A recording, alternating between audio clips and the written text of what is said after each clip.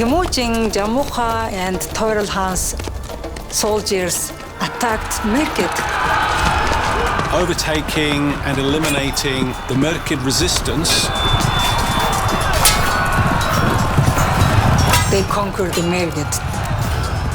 They destroyed the Merkid.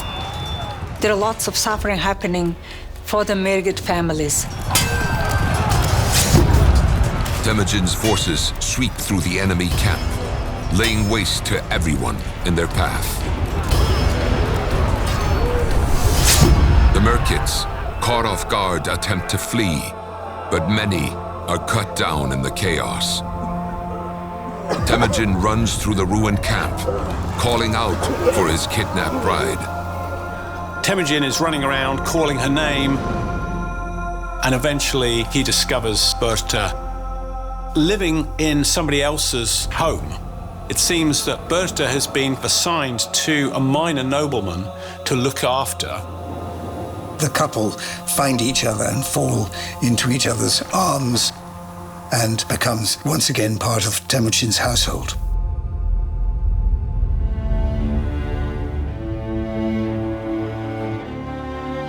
Temujin has emerged victorious, rescued his bride,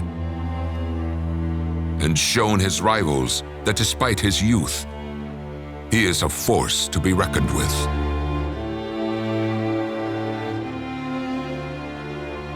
However, even though Temujin has reclaimed what was lost after his father's death, a new ambition will now consume him. The battle to dominate all of the Mongolian steppe.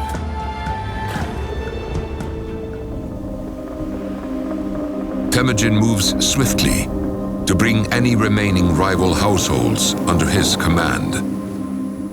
He now stands on the verge of uniting all of the Mongolian steppe beneath one banner. The area that he commanded was eastern and central Mongolia, which reached down into what is now Inner Mongolia. It's certainly a force to be reckoned with. A ruler who commands most of the steppe lands and, of course, controls hundreds of thousands of families living on the steppe who make excellent soldiers. He divides up his new realm into different administrative districts. He awards titles, and he reshapes the governance of the steppe into the new machinery of his new dynasty. In 1206, a grand meeting is held on the banks of the river Onon, a kurultai. It is here that Temujin will realize his true destiny and create the great Mongolian state. Temujin brings together all the major nobles and commanders from this big new empire that he's conquered, and they raise him with his new reign name of Chingis Khan. There's this strange thing where the name ended up as Genghis Khan. We think that the way the word got written in Persian, the pronunciation changed. The word Chingis is probably a combination of important words of that time. Ching in Mongolian language is also the most heartfelt thing. If we want to combine these two words, it's like a true leader.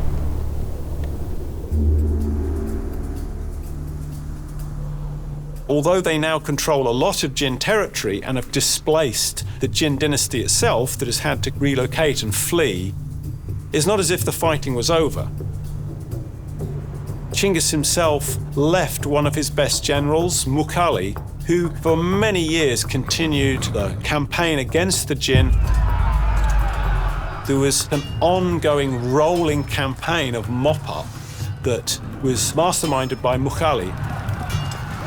And one of the reasons why he was so respected in the Chinggisid court was because it was recognized that this was an enormous effort that he undertook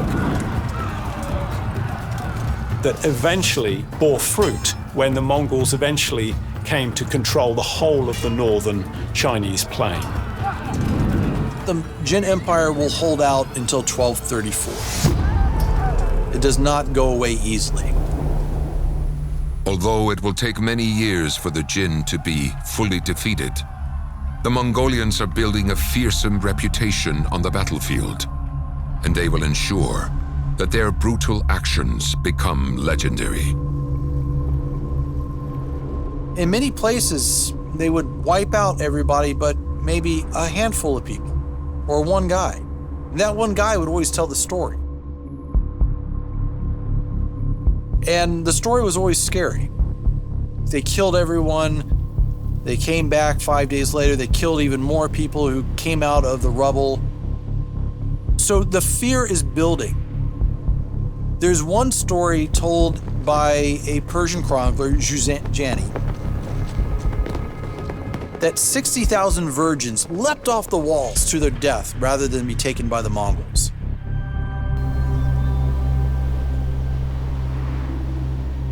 Chingis Khan decides to settle old scores with the Shishir, the Tangut rulers who didn't support him when he needed additional troops for his invasion of Khwarezmia.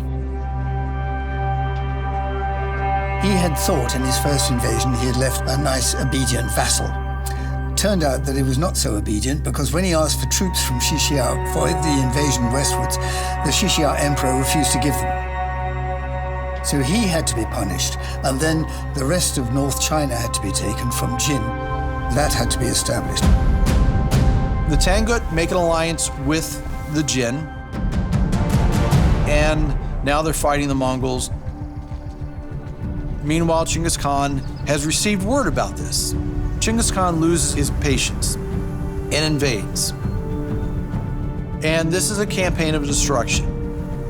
He mobilizes his army, he marches into Shishir and sieges their capital city.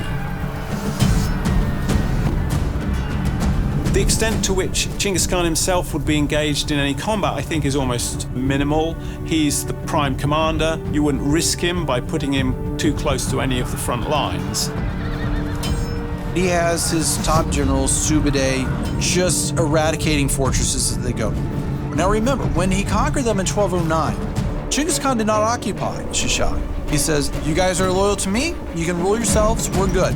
But now he's destroying fortifications wherever he finds them. And eventually, they're reducing cities one by one. If the Tangut are foolish enough to send out an army against them, it gets destroyed.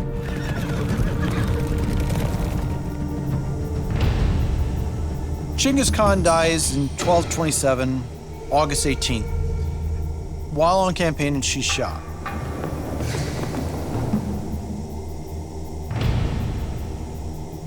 There was then this problem of what to do next. You're in the middle of a campaign, you can't just stop and immediately put a new ruler in. Genghis Khan's death is kept a secret. The Mongol army continues to fight their enemy, the Tanguts, unaware their legendary leader has passed away. Only a select few know of his demise, ensuring the Mongol soldiers continue their campaign.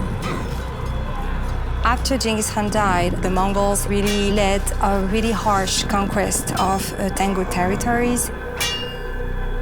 There have been a lot of killings, and it's one of the darker pages of the Mongol conquest. And this is a very violent moment.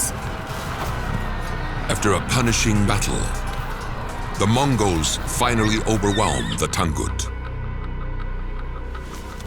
With no hope of victory, the Tangut emperor surrenders.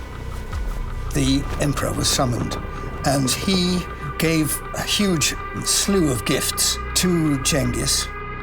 The door of the tent being closed at the time, and it suggests a weird episode, namely that Genghis Khan was actually there, dead, receiving these gifts, but dead unknown to the emperor. They make him bow before the tent of Genghis Khan. His body's there, but he's not there anymore. Led by Chingis Khan's grandson Batu, the Mongolian army has traveled deep into foreign lands. Having defeated the nomads of the northern steppes, they now stand on the border of Kievan Rus, a territory that today comprises Western Russia, Ukraine, and Belarus. Rich with people and goods, it proves a tempting target. After they deal with much of the steppes, they do decide, as long as we're here, let's go after these cities.